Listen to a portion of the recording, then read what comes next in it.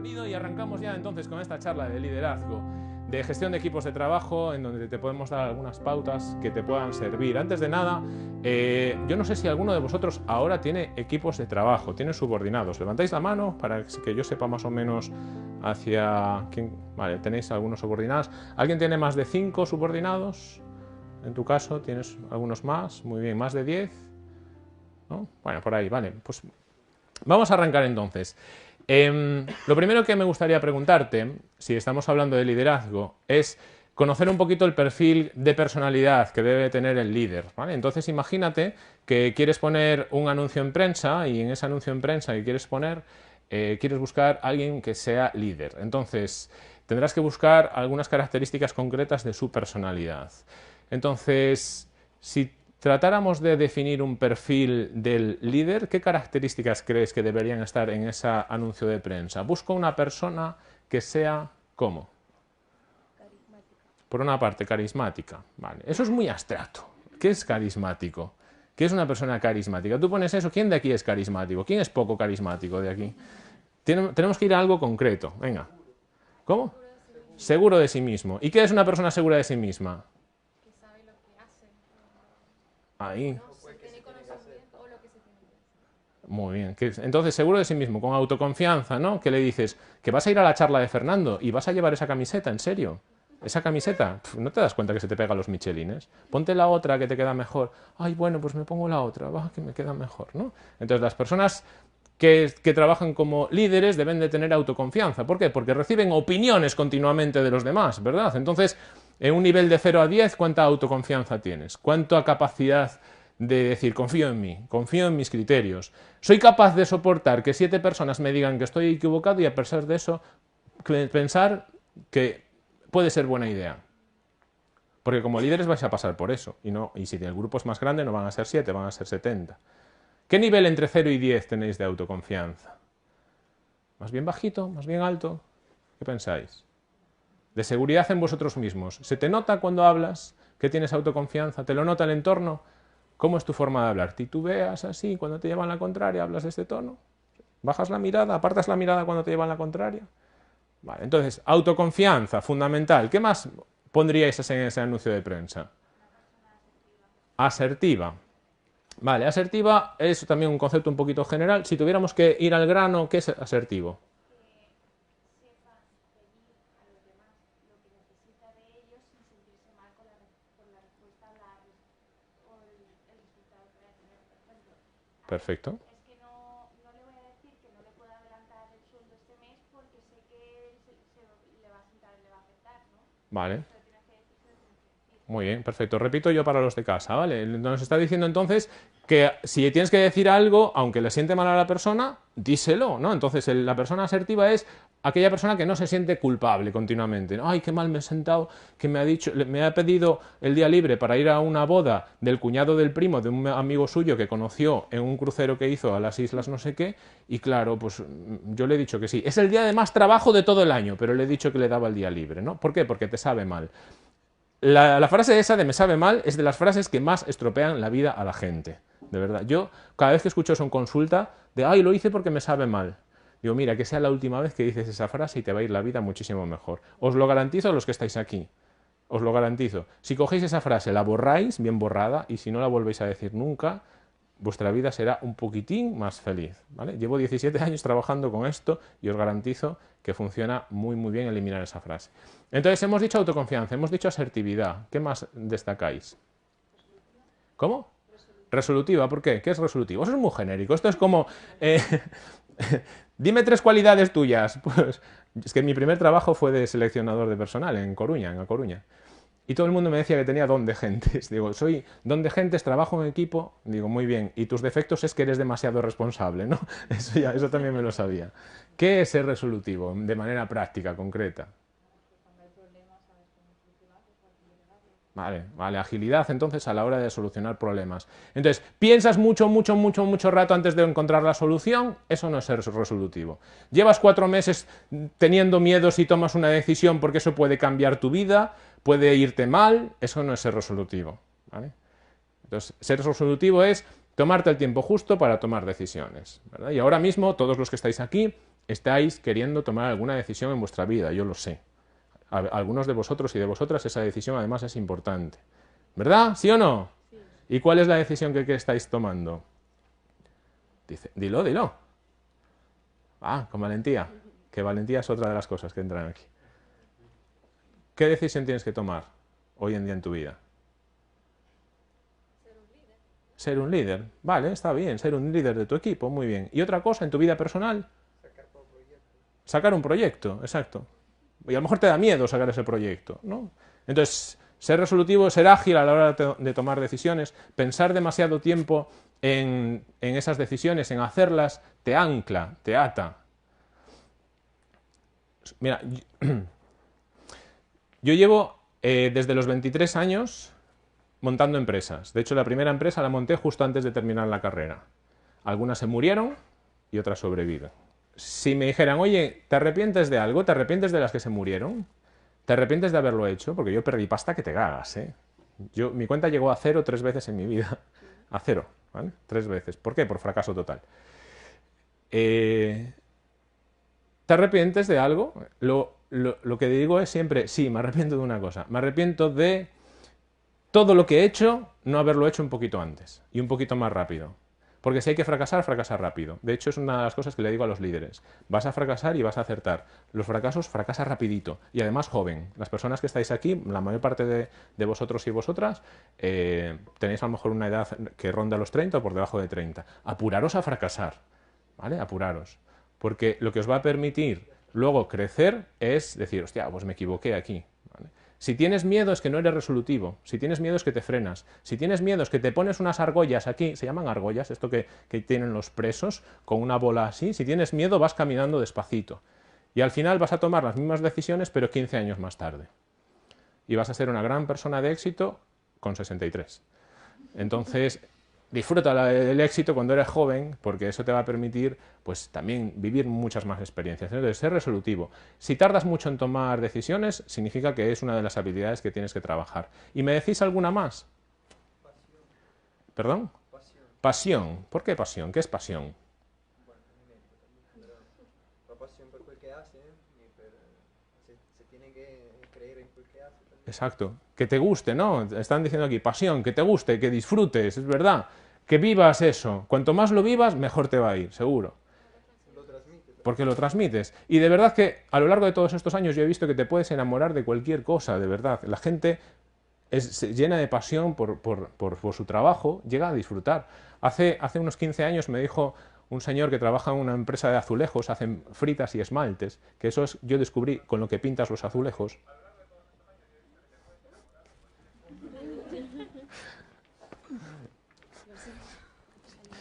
Y me dice, me encanta mi trabajo. Era un mando intermedio que decía, me encanta mi trabajo, me encanta ir a la oficina y hacer cosas, me encanta meterme en el taller, me encanta pintar los azulejos. Y digo, ¿pintar los azulejos? Digo, pues es verdad, la gente que tiene pasión es mejor líder porque lo transmite. La gente que es una amargada se le nota y es más difícil que genere influencia. Entonces, tú has sido seleccionado para un puesto, para un mando intermedio en algo que no va para nada contigo, que incluso va en contra de tus valores personales, pues va a ser difícil que cumplas con este perfil.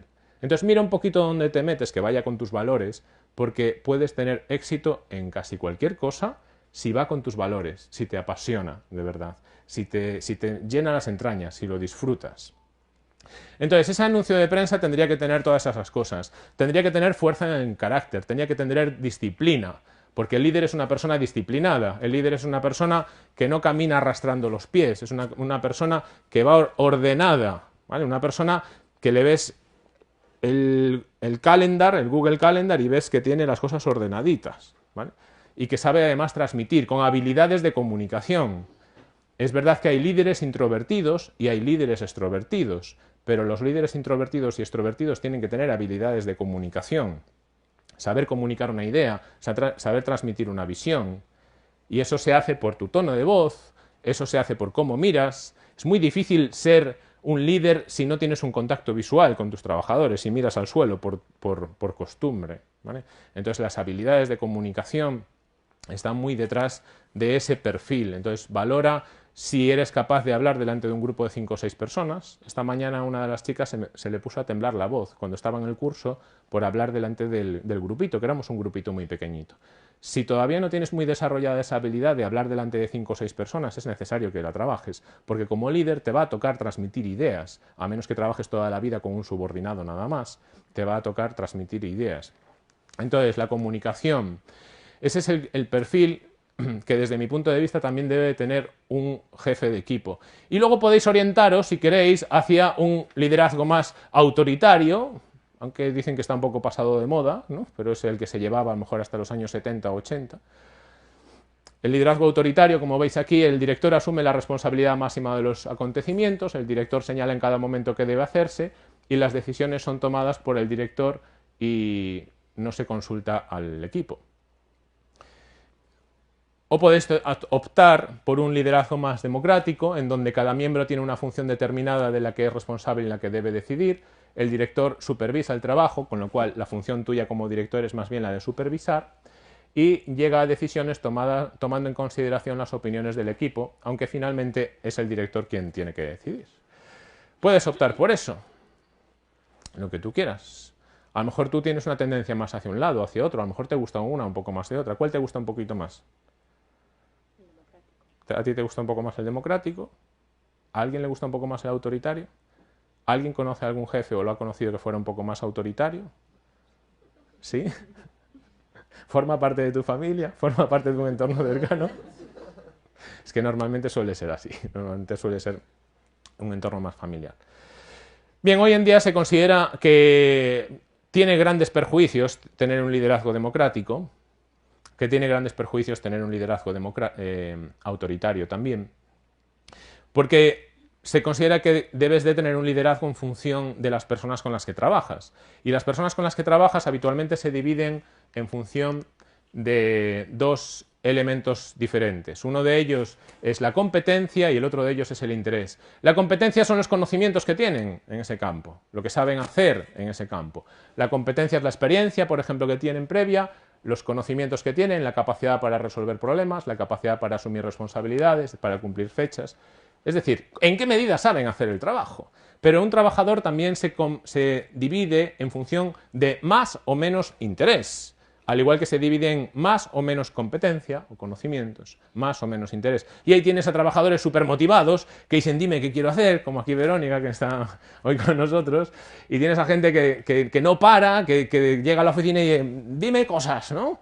Y esa gente te alegra el día y te alegra mañana y aunque tengas que madrugar, pues llegas con una sonrisa porque ves a gente motivada a tu lado, porque la motivación se contagia y el interés se contagia y el gustar y el disfrutar de las cosas se contagia.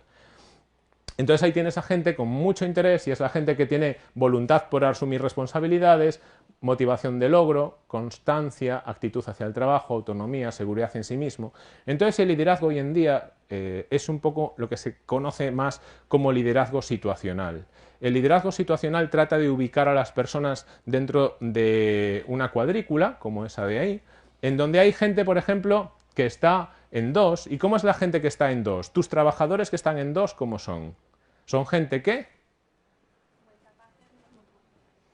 Claro, son gente, dilo en voz alta. Muy capaces, pero con poco interés, eso es.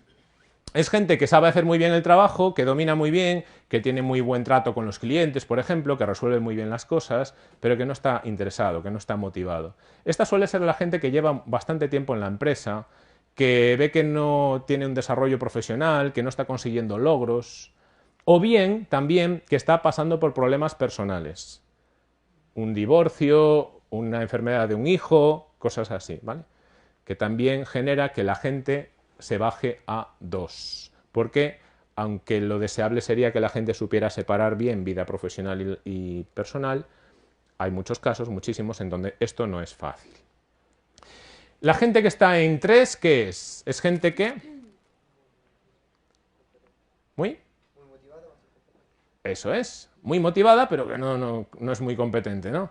Es la gente que tiene muchísimas ganas de hacer, pero que tiene poco conocimiento, ¿no? A lo mejor es gente nueva en la empresa, gente que está a veces haciendo prácticas, que dice, dame cosas, ¿no? Pero todavía no tiene un conocimiento profundo. Y es la gente que habitualmente si le dejas mucho poder de decisión, es decir, si tienes un liderazgo democrático en donde les invitas a decidir, la cagan muy fuerte y te estropean las cosas y te rompen las cosas. Y luego resulta que les dices que manden un mail a la base de datos, que tienes una base de datos de 15.000 registros, y resulta que el mail lo manda en el apartado CCO, ¿no? O sea, perdón, en el apartado CC, Con lo cual compartes toda tu base de datos con toda la base de datos. Y dices, bien, esto en la Agencia de Protección de Datos es un multón de unos 300.000 euros. ¿Vale? Y estos fallos gordos los suele cometer la gente que tiene muchísima motivación, muchísima proactividad, que se ponen a hacer cosas, pero que no tienen todavía mucho conocimiento. ¿Vale? Y también tienes trabajadores que están en 4. ¿Qué son los trabajadores que están en 4? Eso es. Que no tienen muchas ganas, ¿no? Y no tienen competencia, no tienen interés, ¿no? Es la gente que está allí a lo mejor un poco por obligación. No me queda otra, no tengo ganas.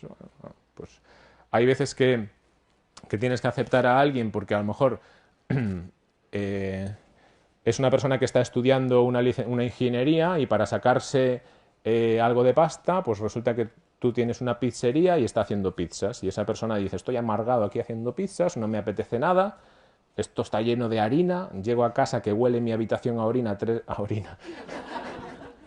harina 3 días y no se me va el olor a harina y está enfurruñado, pero tiene que sacar algo de pasta para pagarse los estudios. Entonces, a veces genera conflictos, a veces llega tarde, a veces pone excusas tontas, subrayo, ¿vale? A veces te ponen excusas, no, es que se me ha pinchado el coche y además he tenido que llevar a mi abuela a... Y dices, es mentira, lo que me estás diciendo es mentira, si no te apetece venir a trabajar me lo dices y ya está. Eso es gente que está en 4, ¿no? Y luego están los unos. ¿Cómo son los unos? Los mejores, exacto, porque son... Correcto, sí. Entonces, algo que hago desde hace muchos años cuando voy a una empresa a impartir formación en liderazgo y gestión de equipos es, les digo, ponedme a vuestra plantilla aquí. ¿Que tienes una plantilla de 3? Vale, ponla aquí. ¿Que tienes una plantilla de 15? Ponla aquí. ¿Que tienes una plantilla de 20 personas? Ponla aquí, en este cuadrante. Porque de cara a decidir qué estilo de liderazgo haces y a qué dedicas tu tiempo para ser un buen líder, en tu agenda debes de poner cosas en función de lo que aparezca aquí en este cuadrante. Entonces resulta que Pamela está aquí, y que Ricardo está aquí, y que José Francisco está aquí, y que Antonio, Eva, Carmen y Sara están aquí. Pues vale, les tengo ubicados, ese es el primer paso. Las personas que me habéis dicho que tenéis equipos de trabajo, podéis empezar a hacer ahora mentalmente, pues, ¿dónde está mi equipo de trabajo? ¿Que les tienes a todos en 1? Genial.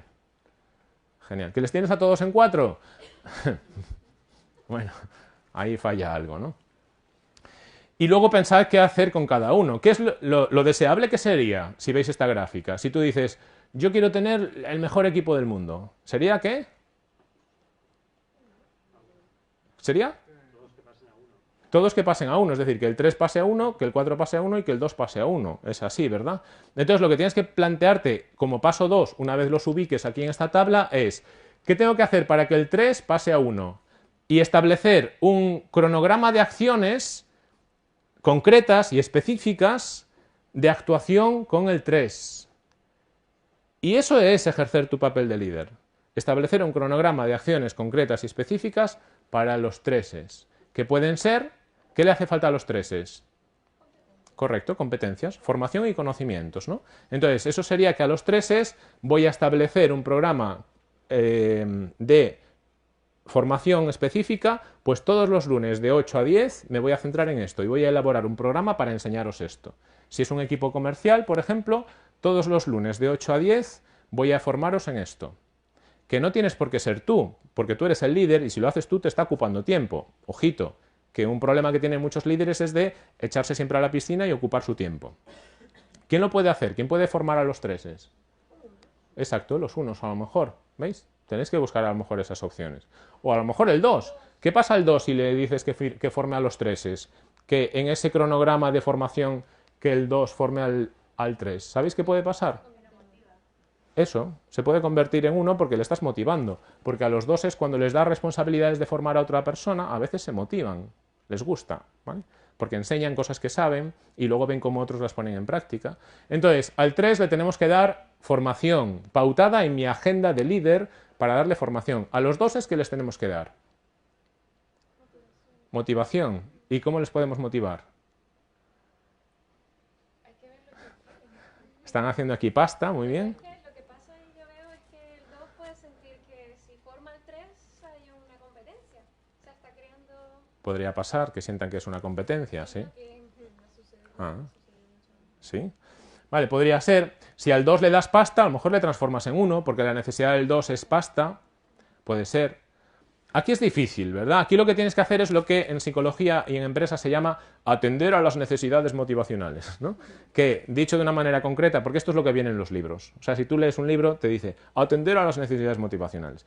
Esto lo que significa es, pregúntale qué le pasa, pregúntale qué necesita, pregúntale qué inquietudes tiene, pregúntale hacia dónde se imagina, dónde desea estar dentro de 2 años, pregúntale qué pasa en su vida, porque a lo mejor el 2... con que te impliques a nivel emocional con su vida personal, pues quizás consigas cosas.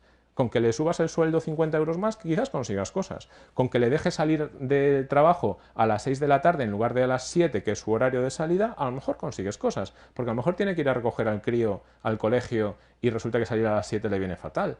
Y le dices, te voy a dar 1 hora de flexibilidad horaria. Y a lo mejor con esa hora consigues conciliar la vida personal y laboral, que es uno de los factores hoy en día que más repercute en la satisfacción de los trabajadores. Entonces a lo mejor consigues cosas. Entonces atender a las necesidades motivacionales lo que significa es que no hay una varita mágica para decir si haces esto funciona. Tienes que hablar con esa persona. Pero a uno y a todos, porque si tú lo haces con uno, igual estás haciendo un agravio comparativo con el otro.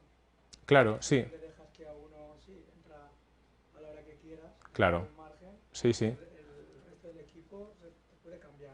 Sí, de eso vamos a hablar, porque en un momentito vamos a hablar de motivación y vamos a tocar justo ese punto que estás comentando tú ahora. Entonces, a los unos, ¿qué hacemos con los unos? Para que se nos queden ahí, en 1.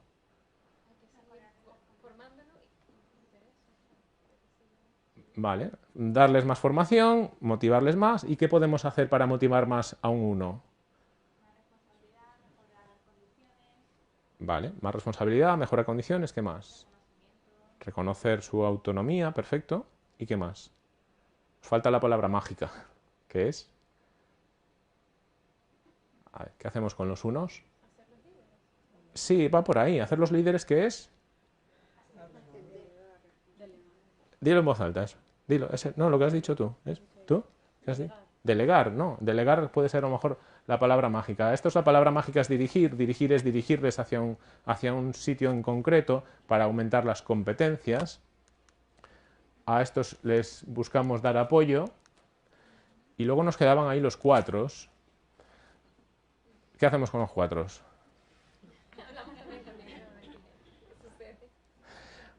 Bueno, cuando yo empecé a dar estas formaciones en empresas hace muchos años, les decía, a los 4 les tenéis que apoyar también incrementando su formación y luego darles motivación para aumentar su interés y así les tenéis motivados y les tenéis que conocen tal. Y todo el mundo me decía, Fernando, aquí no se hace eso, ¿eh?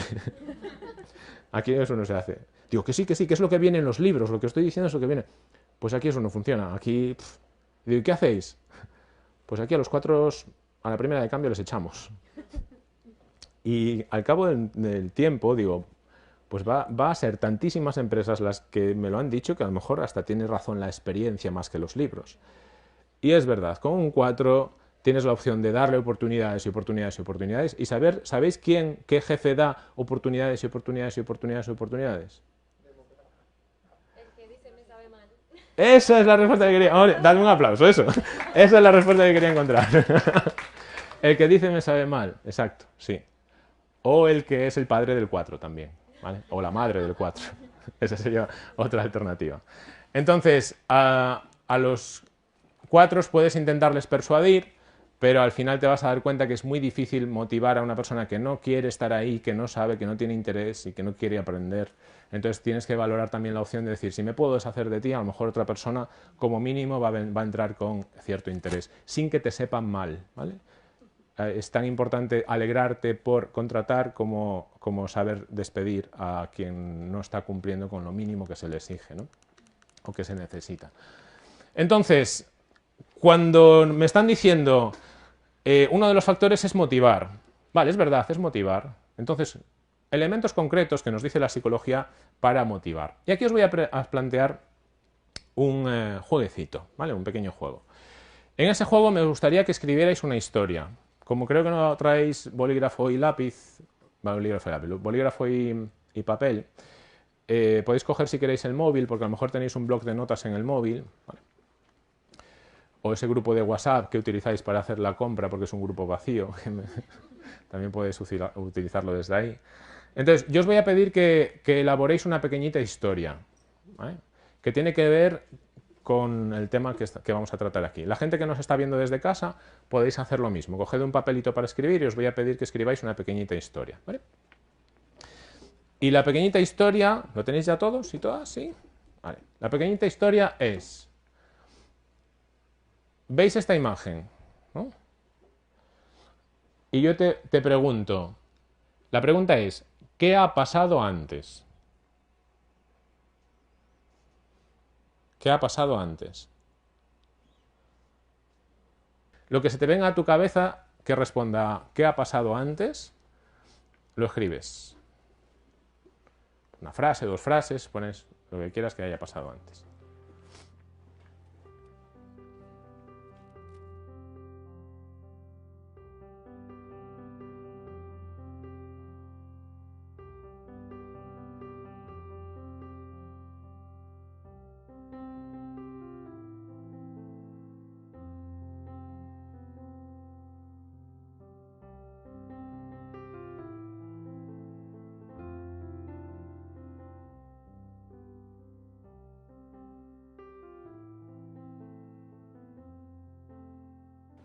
Una vez tengas por lo menos una frase, contesta a la siguiente pregunta. La pregunta es, ¿qué está pasando ahora?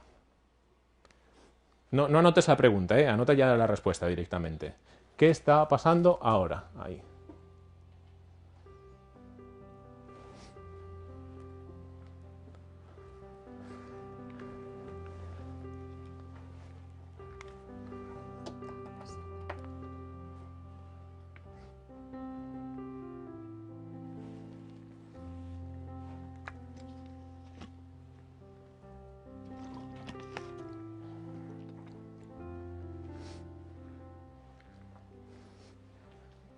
¿Lo tenéis? ¿Tenéis por lo menos un par de frases?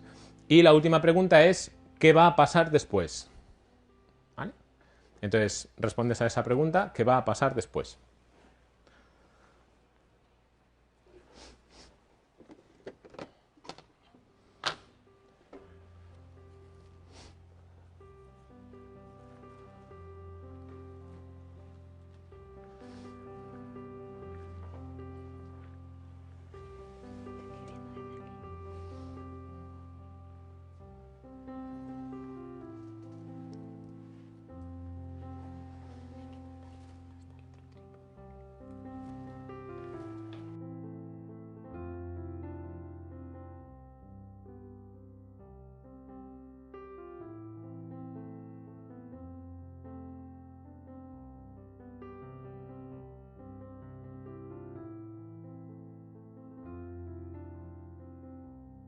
Vale, ¿lo tenéis?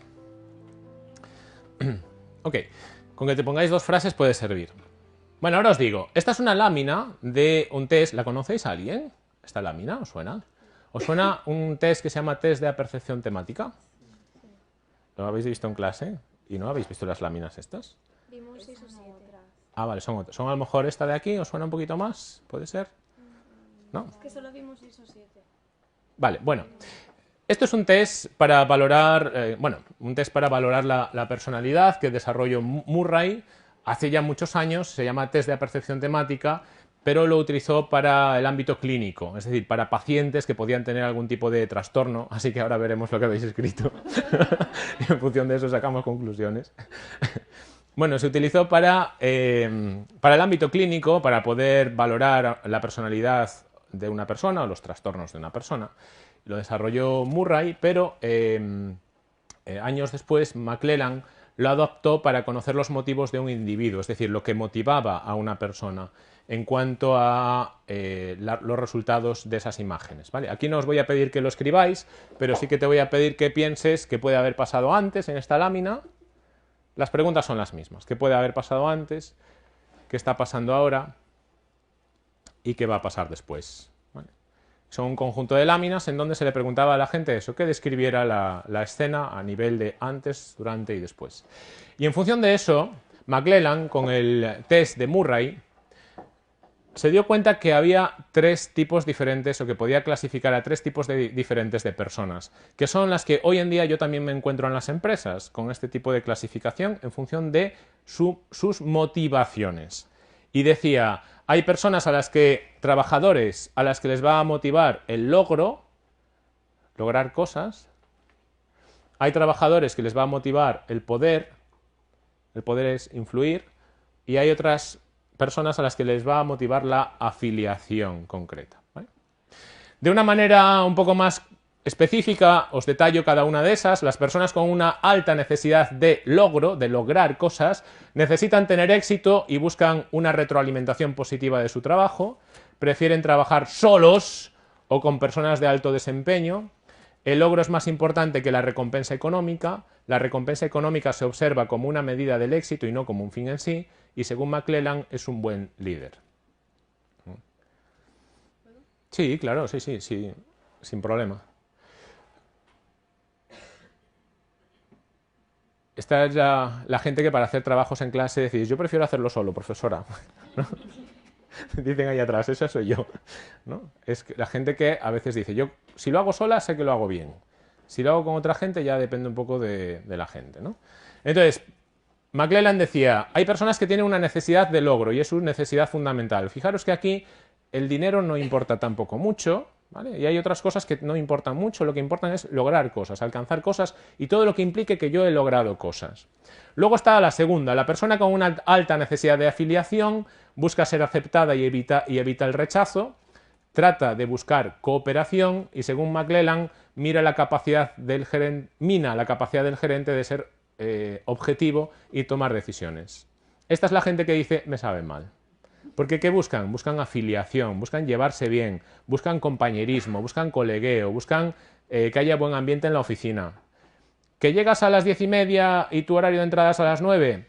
Venga, chico, a ver si el próximo día pones el despertador un poquito antes, ¿eh? Pero el próximo día no pasa nada, todo sigue igual.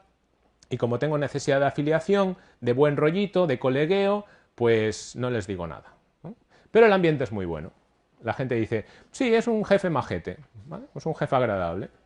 Y luego estaba él con una alta necesidad de poder.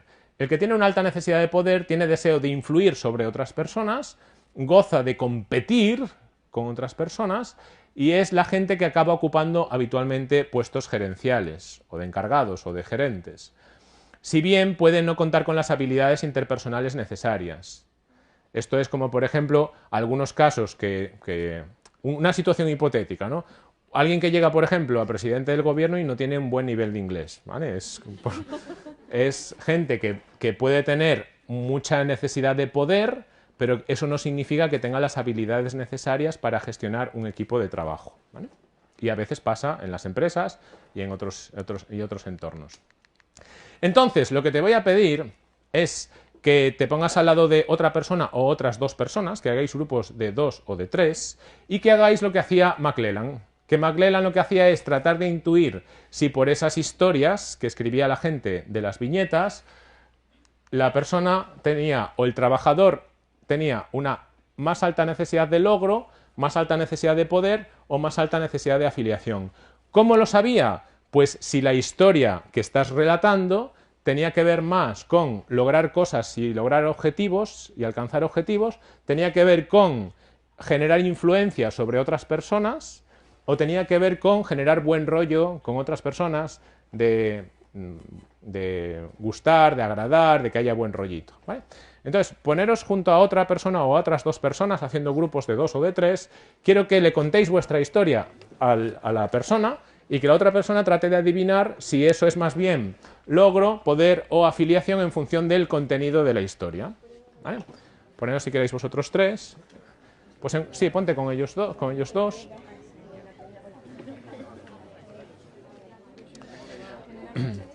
Bueno, la gente de casa también, si habéis escrito una historia, pues valorad también si vuestra historia es de logro, de poder, de afiliación. Y decirnos, las personas que estáis aquí, ¿habéis visto una historia un poco más de logro, de afiliación, de poder? ¿Por ahí atrás? ¿Qué habéis visto? ¿Alguna que sea, esto es de tal, muy marcado, muy claro? Espera, voy a ver si os consigo dejar el micro, que creo que es este. ¿De qué va la historia? De logro. ¿Quién tiene la tienes tú la historia de logro o la tiene ella? Las dos. Pero Pues cuenta de qué va tu historia. Que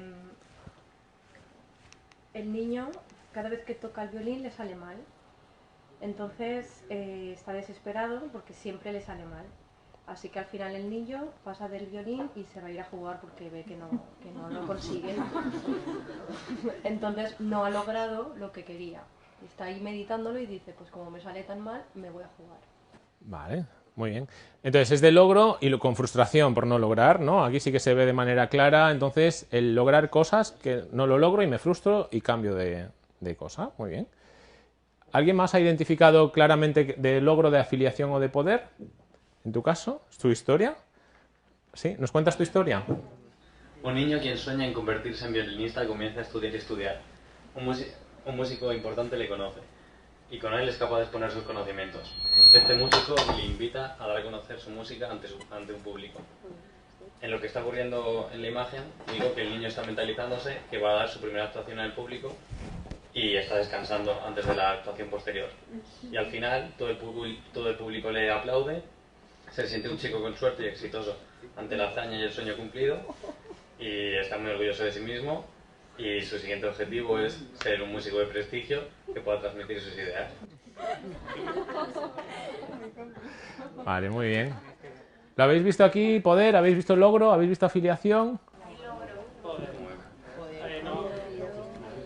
Logro, ¿no? Poder sería sobre otras personas, ¿no? Logro sería, y me convertí en director de orquesta y conmigo dirigía un grupo de 20 personas en la banda, de 20 músicos, ¿no? Ahí se ve muy claro, perfecto. ¿Y por ahí habéis identificado de manera clara algún perfil con alguna historia? Espera, que te paso el micro para que te escuche bien la gente de aquí. En tu historia, ¿qué es lo que pasaba? Que el niño ya había tocado ya había tenido su primer solo y no había tenido el éxito, no había tenido la audiencia que esperaba. Está cansado, está pensando qué es lo que va a hacer y al final resuelve que, ya que no tenía audiencia, pues va a salir a la calle a que lo vean. ¿A que lo vean? A tocar. Ajá. Vale, ok, muy bien. Voy a salir a la calle a que me vean, ¿no? Entonces, ¿eso qué sería? Afiliación, seguramente, ¿no? Voy a salir a la calle a reunirme con otros para estar con otros, ¿no? Afiliación, probablemente. Muy bien, bueno, el test no es una lámina nada más, ¿vale? El test es un conjunto de láminas, por lo tanto, en alguna lámina a veces no se veía ningún tipo de estilo, pero en otras sí que se veía algún tipo de estilo más marcado o más contundente. Entonces, yo no digo que este test sea fiable para ver qué tres estilos tienen tus trabajadores, de hecho posiblemente no sea fiable, pero sí que nos sirve para hablar de algo que sí es cierto, y es que tus trabajadores, algunos tienen más necesidad de logro, otros más necesidad de poder y otros más necesidad de afiliación. Con lo cual, si estamos hablando de motivación y tú quieres motivar a un equipo de trabajo o a una persona en concreto, lo que tendrás que ver y clasificar es a tus trabajadores en función de estas tres necesidades. Porque si tienes un trabajador que dice, es que a mí lo que me interesa es llegar a jefe, ¿no? Yo quiero ver mi desarrollo profesional en esta empresa, pero ir ascendiendo. Y te dicen en la entrevista de trabajo, yo quiero ir ascendiendo, y luego te están recordando, ¿hay algún puesto por ahí vacante de mando, de gerente? Esa persona te está diciendo claramente, si le pones de jefe le vas a motivar. Si no le haces un plan de carrera, a lo mejor no le vas a conseguir motivar, ¿vale? Y hay otros trabajadores que te dicen, jo, lo que más valoro de la oficina es el buen rollito que tenemos entre los trabajadores. Y le dices, pues es que en Bilbao se ha quedado una vacante para mando, para gerente. ¿Quieres ocupar el puesto de gerente en Bilbao? ¿Y perder el rollito que tengo aquí? No. Mira que vas a cobrar 200 euros más al mes. Ya, pero es que yo a la gente de aquí, es que ya somos amigos y tal, ¿vale? Entonces tienes que valorar que a lo mejor ascendiendo a una persona le estás desmotivando cuando le rompes los lazos que tiene con un equipo de trabajo. Entonces aquí no hay un truquito mágico que a todos les vas a motivar subiéndoles el salario, a todos les vas a motivar ascendiéndoles. Hay veces que ascender incluso desmotiva. Y yo me he encontrado muchos casos así, ¿eh? Me he encontrado a lo largo de estos años mucha gente que ha pedido regresar a un puesto más bajo dentro de la empresa, ¿eh? Entonces, simplemente que tengáis en cuenta estos tres elementos como elementos motivacionales. Dentro de la motivación también tenéis que tener en claro o en cuenta la teoría de la equidad de Adams, que formuló, creo que fue en el 63, sí, en el 63. La teoría de la equidad de Adams lo que te plantea es que va a haber desmotivación si generas como líder o como encargado un desequilibrio. ¿Un desequilibrio en cuanto a qué? Puede ser en cuanto a dos cosas. La primera de ellas, en cuanto a las condiciones de uno con relación a las condiciones de sus iguales, ¿vale? Entonces, yo llego a una empresa y me dicen, ¿qué horario? Les digo, ¿qué horario vas a tener? Pues vas a tener un horario de 9 de la mañana a 8 de la tarde, horario partido. Y vas a cobrar esto, ¿eh? Y otra gente que entra justo igual que yo, justo en el mismo momento, resulta que tiene jornada intensiva y que además cobra más. Entonces, yo la primera semana estoy súper contento, la segunda súper contento, la tercera, como me comparo con mis iguales, empiezo a frustrarme. La cuarta, a frustrarme más. Entonces, tienes que tener en cuenta que siempre debe haber un equilibrio entre la gente que hace lo mismo, porque cuando la persona entra con un nivel de satisfacción y ve un desequilibrio, entonces se puede frustrar. Si existe un desequilibrio, debe estar justificado. Por ejemplo, dentro de las empresas hay trabajadores que en el mismo departamento cobran diferente, pero debe estar justificado. ¿Justificado por qué? Pues porque a lo mejor hay pluses de antigüedad, este trabajador lleva 2 años o lleva 20 años en la empresa, o pluses por productividad. Entonces es verdad que ha cobrado más que tú, pero es que ha llegado a los objetivos y tú no has llegado. Entonces hay una parte del salario que está vinculada con incentivos o con llegar a objetivos. Si hay un desequilibrio, debe estar justificado, porque si no está justificado, generas desmotivación. Si hay un desequilibrio también en cuanto a la cantidad de esfuerzo que uno hace con los beneficios obtenidos. Si hay un desequilibrio en plan, yo me mato aquí a trabajar, yo estoy 14 horas diarias para un sueldo de mierda y para llevarme fatal con la gente y mi jefe no valora nada mi trabajo, ¿vale? Entonces yo doy muchísimo y obtengo poco, genera un desequilibrio según Adams, voy a estar desmotivado. Entonces tengo que ser consciente y monitorizar como líder si hay desequilibrios y si los hay, tratar de corregirlos.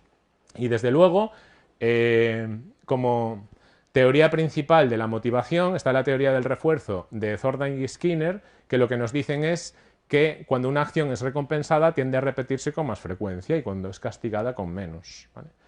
Entonces ahí tenéis que premiar y reforzar las acciones positivas, los logros, de tal manera que cuando un trabajador alcanza cosas, los malos líderes dicen, ¿y para qué le voy a decir nada si es su trabajo? Le pagan por eso, ¿no? Pues a ver, ¿que ha conseguido vender 14.000 euros a una fábrica de Francia? Pues fenomenal, pero es su trabajo, le pagan por eso. No, aquí lo que se plantea es, si yo quiero promover acciones positivas y comportamientos positivos, tengo que tener un rato para felicitar. Y de hecho, una de las cosas que más se quejan los trabajadores es no reconocen mi trabajo, no me reconocen el trabajo bien hecho. Hay gente muy frustrada por esa falta de reconocimiento. Hay gente que deja las empresas por esa falta de reconocimiento de los líderes, ¿vale? Porque el líder está muy ocupado, porque está centrado en otras cosas, porque no lo tiene en cuenta. Entonces los líderes debéis de buscar tiempo para felicitar al trabajador. Pero también saber que una felicitación continua cae en saco roto.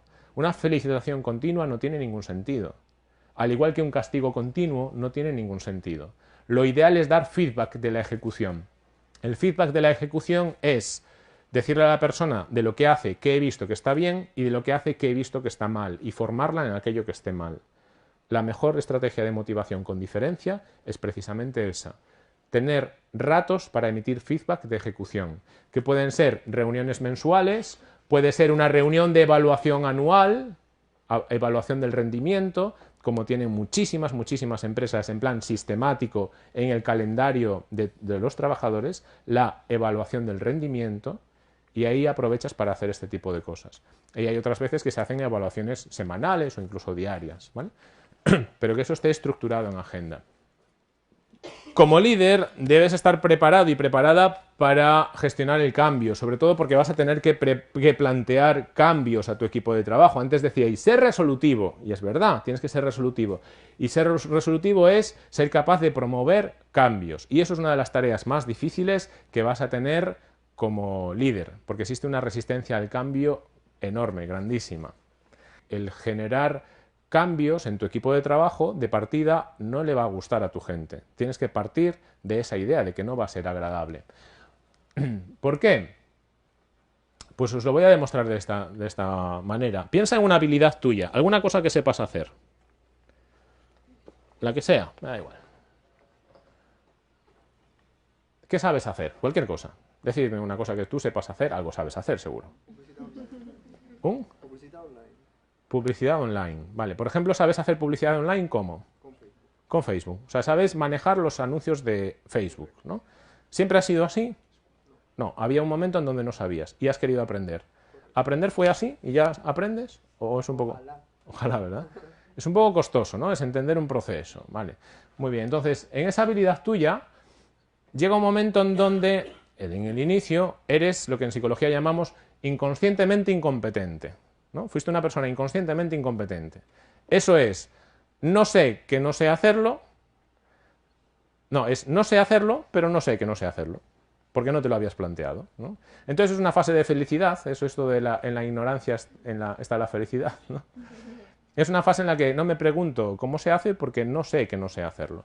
Luego llega otro momento, después de no sé que no lo sé hacer, en donde eres conscientemente incompetente. Y con esas habilidades que estabais pensando vosotros y vosotras, que puede ser escribir a ordenador, montar en bici, conducir, cualquier cosa, llega un momento en donde eres conscientemente incompetente, en donde dices, caramba, me doy cuenta de que no lo sé hacer. Y es ahí cuando te fastidia, cuando dices, joder, que no lo sé hacer. Soy conscientemente incompetente, me doy cuenta de que no lo sé hacer. Pero después de sé lo que no sé hacer, viene una parte de ser conscientemente competente, que es, me doy cuenta de lo que lo sé hacer, estoy contento porque lo sé hacer, estoy satisfecho porque lo sé hacer, y luego viene una parte de inconscientemente competente, de no sé muy bien cómo lo hago, pero lo hago, me sale automático. Es, yo me meto, pulso aquí, y ya no me tengo que parar a pensar, ¿qué era? ¿Era poner el texto, luego era poner una foto? ¿Tenía que poner una foto o no? ¿Tenía que poner un tag? ¿No tenía que poner un tag? ¿Tenía aquí? No, lo haces automático, ¿no? Entonces este es el proceso de aprendizaje de las habilidades que tenemos. Sin embargo, ¿qué pasa cuando aparece un cambio? ¿Qué pasa cuando Facebook te dice, ahora ya no se hace así, ahora ya se hace de esta otra manera? Que es algo que me pasa a mí con con los Google Ads, que se llaman ahora, que antes se llamaban Google AdWords. Han cambiado hasta el nombre. Digo, no podéis dejar tranquilo esto, ¿no? Que tengo que aprender cada 3 semanas cómo se hacen anuncios en Google. Entonces, cuando aparece un cambio de un procedimiento a otro, por ejemplo, de una manera de hacer las cosas como hacer publicidad en Facebook pasa a otro procedimiento diferente, el inconscientemente competente pasa a ser conscientemente incompetente. O sea, era todo fluido, era fácil y tal, y ¡pum! Y ahora soy conscientemente incompetente. Y eso fastidia, aparece frustración, recuerdas esa época mágica en la que eras inconscientemente competente y aparece resistencia al cambio, fastidio, frustración, ¿no? Entonces, eso da rabia y te salen mal las cosas, ¿vale? Voy a invitaros a que lo experimentéis ahora, ¿vale? Os voy a plantear un juego y vamos a experimentar qué pasa en tu cabeza cuando hay un cambio, ¿vale? ¿Qué sucede en tu cabeza cuando hay un cambio? Os voy a pedir que hagáis algo que sabéis hacer, que es hacer así. Esto es aplaudir, ¿vale? Hacedlo todos, va. Ahí. Ahora parar. ¿Vale? Ahora aplaudir. ¿Vale? Muy facilito, ¿vale? Seguid, seguid. Ahora yo voy a hacer un cambio, ¿vale? Va a aparecer un cambio. Ahora, cuando yo diga aplaudir, tú tienes que parar. Y cuando yo diga parar, tú tienes que aplaudir. Que se te note, fuerte, fuerte, fuerte. Vale, parar. Aplaudir. Aplaudir. Venga, va, aplaudir. Venga, parad. Aplaudir. Vale. Aplaudir. ¿Qué pasa en tu cabeza ahí, eh? Está bien. Venga, va, parad. Ok, venga, parad. Aplaudir. Vale, aplaudir. Va, aplaudir. Está bien, venga, parad. Parad, parad, parad. ¿Para? Vale, ya está, venga, fin de juego. Vale, ¿qué pasaba en tu cabeza? ¿Algo tan sencillo? ¿Qué pasaba? ¿Te equivocaste alguna vez, sí o no? ¿Quién se equivocó alguna vez? Alguna persona se equivocó, ¿no? ¿Qué pasa cuando te equivocas? Es desagradable, te frustras. Es así. Por aquí te entra la risa a veces, te da rabia, ¿no? ¿Os ha pasado de, si es algo es una tontería? Vale, aquí es una tontería. En la empresa, cuando te cambian el hábito y haces una palmada cuando no toca, has perdido 3.000 euros. Y te vuelves a equivocar y has perdido otros 3.000 euros. Ahí no te entra la risa, ¿vale? Y eso pasa cuando te dicen que las cosas son de una determinada manera y tienes que generar otra manera diferente. Entonces, tu papel como líder va a ser tener la capacidad de asumir la frustración de tus trabajadores ante el fracaso, ante esos aplaudimientos cuando no toca, motivarles cuando las cosas no salgan bien, ante las dificultades, porque les va a resultar difícil ese cambio que además lo vas a proponer tú. Va a haber resistencia porque te van a decir, Fernando, pero ¿no es más cómodo que aplaudir sea como siempre y parar sea como siempre? ¿Para qué lo quieres cambiar? Digo, no tiene sentido. Digo, ¿sabes lo que vas a conseguir? ¿Sabes lo que vas a conseguir, Fernando? Que nos equivoquemos. Y vamos a perder dinero por tu culpa. Frases así en la empresa las vas a escuchar así de veces. Nos vamos a equivocar por tu culpa. Y tú ahí vas a tener que decir, hostia, pues es fuerte, porque no siempre la gente te apoya cuando planteas cambios. Lo normal es que pase lo contrario. Lo normal es que a lo mejor el cambio al principio, el primer día, se vea con, qué guay, vamos a hacer cosas nuevas, hasta que la gente se equivoca. Y cuando se equivoca le fastidia. Porque los fastidios son errores suyos. Y los fastidios a veces es perder bastante pasta, perder bastantes clientes, perder una negociación súper importante. O, a lo mejor no es perder, sino que es invertir muchísimo tiempo para un proceso que antes lo terminaba en 2 minutos. Y ahora resulta que tengo que estar toda la mañana para este nuevo proceso porque no me sale fluido. ¿Por qué no me sale fluido? Porque todavía no soy inconscientemente competente. ¿Vale? Entonces, como líder, deberás vencer esas barreras para el cambio. La principal es lo que ya sabes, lo que ya saben hacer tus trabajadores es la principal barrera con la que te vas a encontrar. De hecho, mucha gente me dice, te vas a encontrar que la formación la pillan antes los trabajadores que llevan poquito tiempo que los viejos. Y es verdad, me he encontrado eso siempre.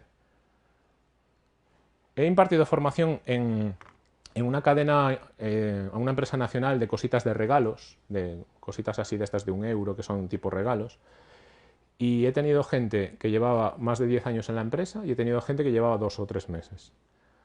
Los que llevaban varios años era plantearles técnicas de cierre de ventas o técnicas de manejo de objeciones o técnicas de fidelización de clientes y era tenerlos así con los brazos cruzados, con el ceño fruncido. Oye, Fernando, ¿y eso es necesario de verdad? ¿En serio que no? ¿En serio que...? Venta complementaria, ¿eso qué narices es complementario? Que le ofrezcamos chicles a la gente que se lleva una peonza. ¿Para qué le vamos a ofrecer chicles a la gente que se lleva una peonza? Si no quieren chicles. Digo, si no me ha pedido chicles, ¿para qué le ofrezco chicles? ¿Vale? Y al que lleva 1 mes o 2 meses te dicen, pues guay, porque claro, si de cada 10 uno me compra chicles además de la peonza, pues ya gano 2 euros en lugar de ganar 1.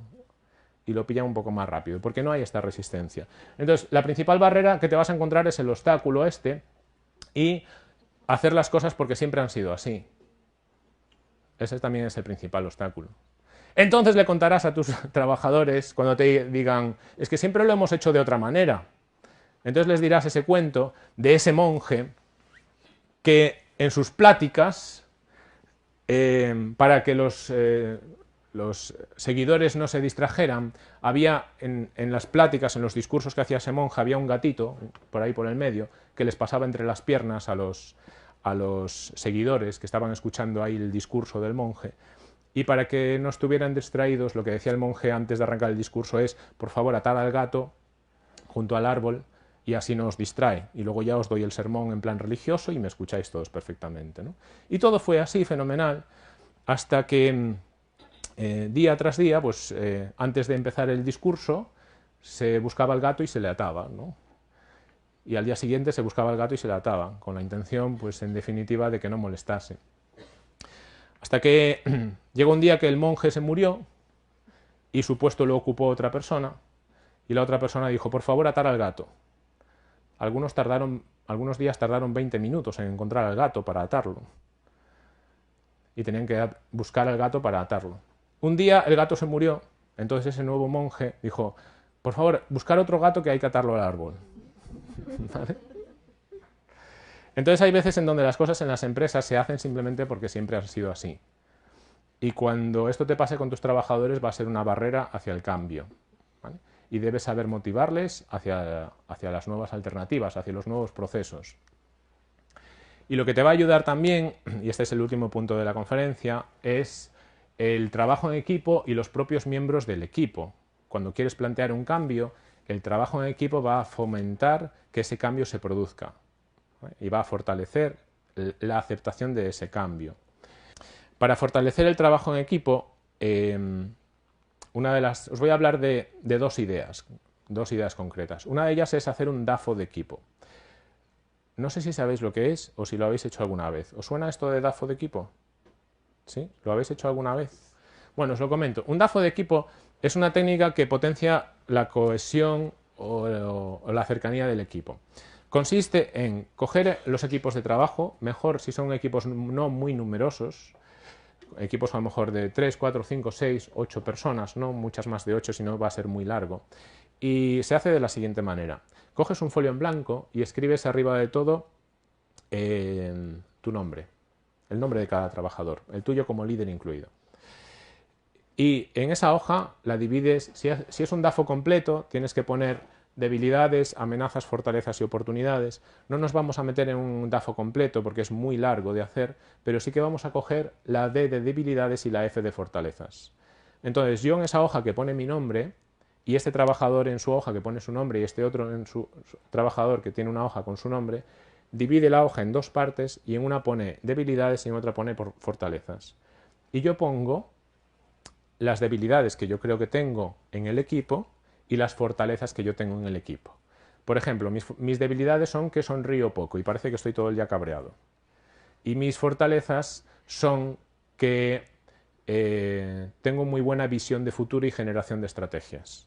Entonces yo ahí en mi DAFO pongo como elemento bueno de Fernando, visión de futuro y generación de estrategias de negocio, ¿vale?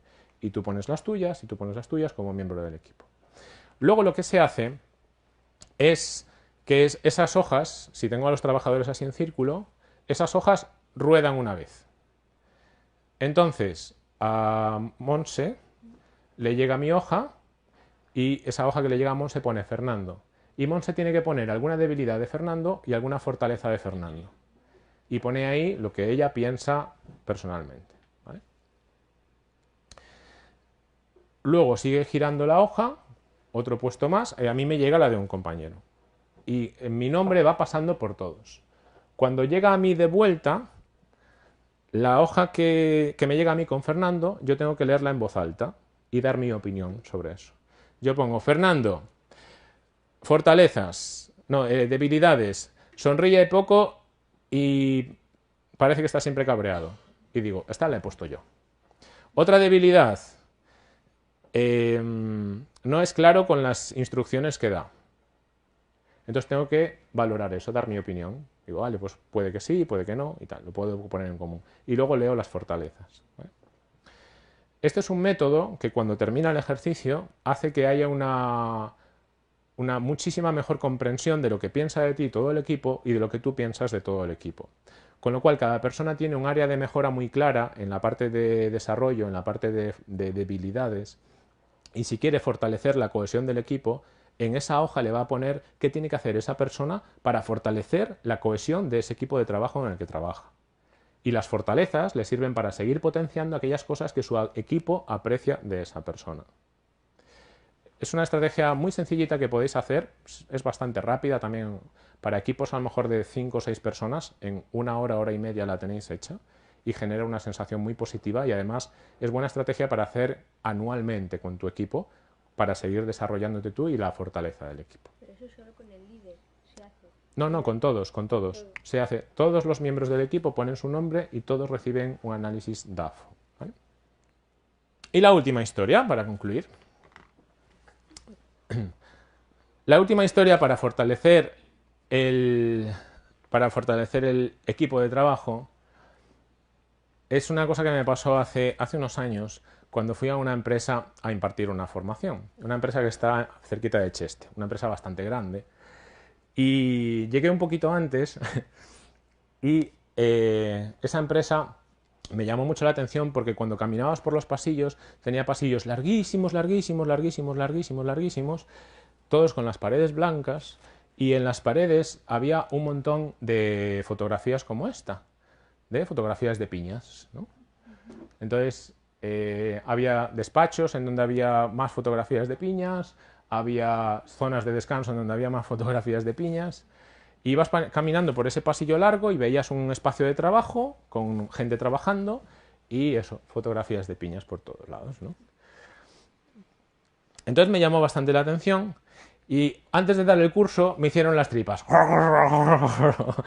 Digo, hostia, esto del café me está afectando justo ahora. Voy a buscar un baño porque esto es chungo. Entonces me puse a buscar un váter y no lo encontraba. Y le digo a uno de los trabajadores que había detrás de una mesa, le digo, mira, perdona, los servicios.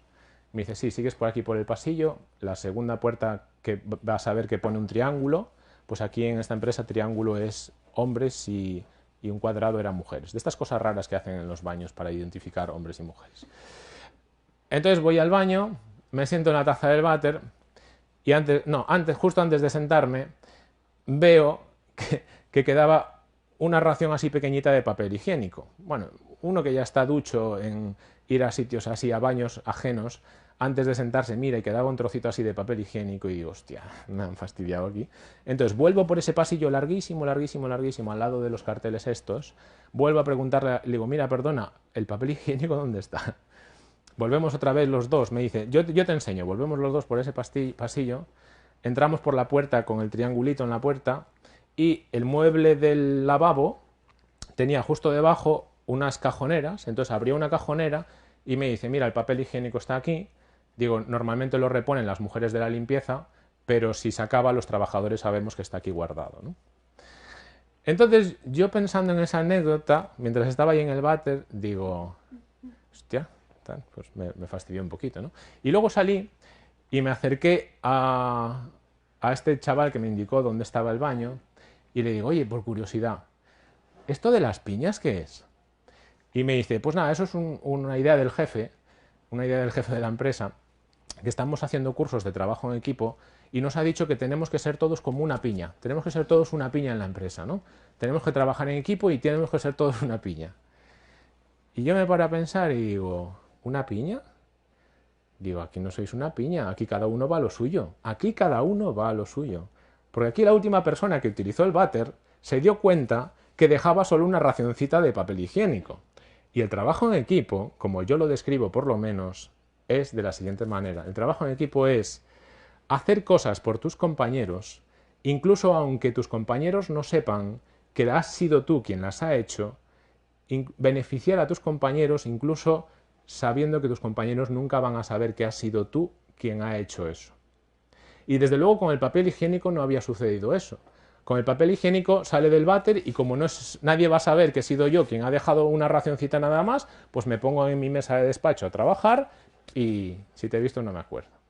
Entonces realmente yo digo, aquí no hay un trabajo en equipo. De hecho, cuando luego le di la formación a la gente, me di cuenta que en esa empresa cada uno iba a la suya. Cada uno trataba de resolver su trabajo y ya está, y con los compañeros se relacionaba más bien poco. Entonces, una de las cosas que está bien que evalúes, que midas y que valores de tu equipo de trabajo, también la gente que estáis en casa viéndolo, una de las cosas que puedes evaluar, medir y también compartir con tu equipo de trabajo es ver hasta qué punto uno hace, más allá de lo que es su obligación o sus funciones, siendo que eso beneficia a otro compañero, incluso en el caso de que el compañero jamás sepa que he sido yo quien se ha ido más allá de mis funciones para facilitar su trabajo. Y cuando llegáis a ese punto es cuando de verdad sabéis que tenéis un buen equipo. Bueno, y con esto nada más. Termina ya la conferencia. Os dejo por aquí algún libro recomendado. Recordad, las personas que habéis venido a la conferencia hoy, por favor, no os olvidéis de ningún modo de entrar aquí, ¿vale? Y pedís el diploma. Y la gente que lo estáis viendo desde casa, pedid vuestro diploma después de registraros en miconsulta.es/charlas. Lo podéis pedir en miconsulta.es/D20. Bueno, pues nada más por mi parte. Muchísimas gracias por venir. Os invito a sumaros a mi canal de YouTube, en donde tenéis ahí cuentos como el que os he comentado ahora. Tenéis otros cuentos que os pueden resultar de mucho interés. Os invito a uniros entonces a ese canal de YouTube. Os invito a uniros a buscarme en Facebook, buscarme en LinkedIn o en cualquiera de las redes sociales. Mi nombre es Fernando Pena Vivero y el jueves que viene seguimos con más charlas de psicología. Muchas gracias y nos vemos el jueves aquí en Repitares.